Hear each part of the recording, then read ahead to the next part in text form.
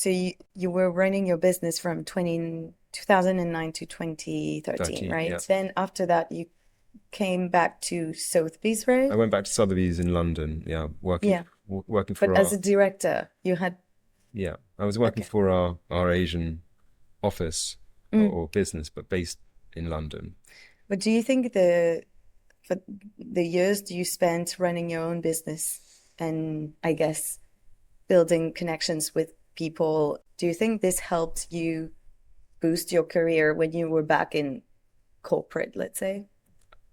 Very much so, yes, yeah. Mm. Was it a conscious choice, or was it just that, after when you started your business, it was just you were feeling like, okay, I need maybe a new challenge, something new, and then you went back to corporate, and actually, in hindsight, that was strategic, but was it conscious at the time?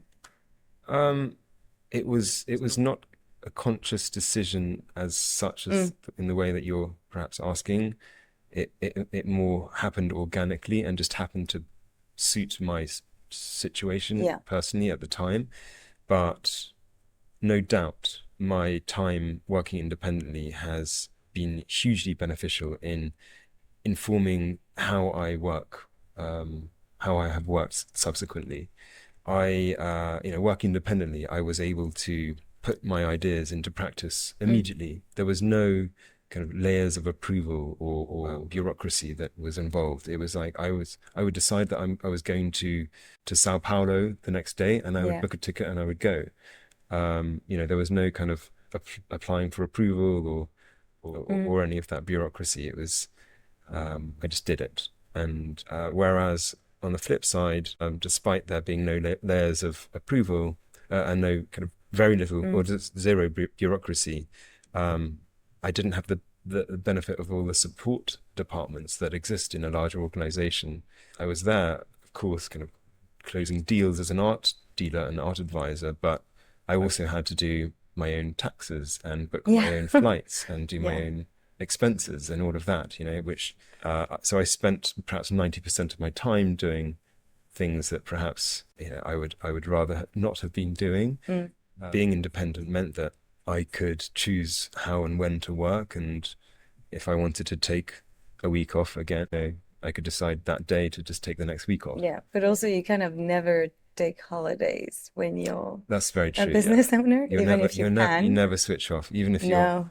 on holiday. Yeah, you're In never fact, really, yeah. the first time when I was independent, when I closed my first deal, I was on holiday in Italy, but it was a real eye opener to me because, as you say, you can never switch off. But the way I closed that deal was through, I think, instead of WhatsApp back then, we Mm. were using BlackBerry Messenger.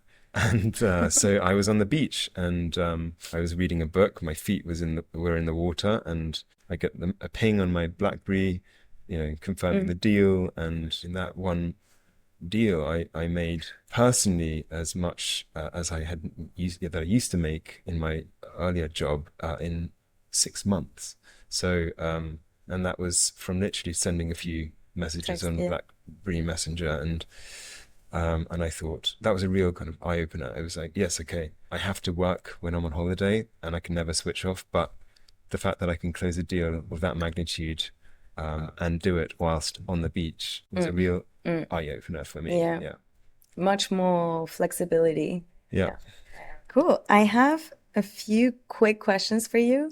I don't want to cut you off guard again. So it's super easy As you could questions. probably tell earlier, I'm not very good at these rapid fire questions. So, No, um, honestly, it's easy. It's yeah, easy. okay. Which was the first art piece you bought? Okay. Easy, right?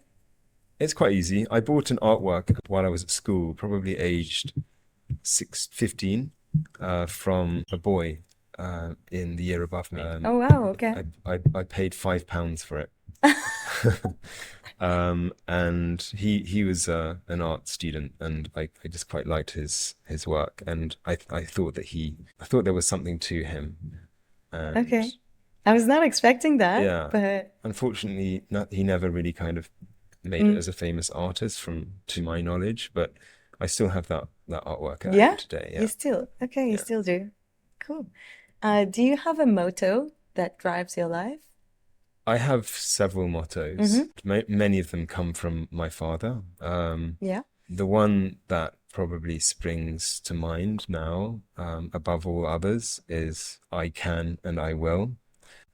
I I I believe in manifestation and kind of if you want something enough and you believe that you can make it happen, largely most of the time, in my experience, you can make it happen. So the belief needs to be in yourself first in order to have other people believe in you.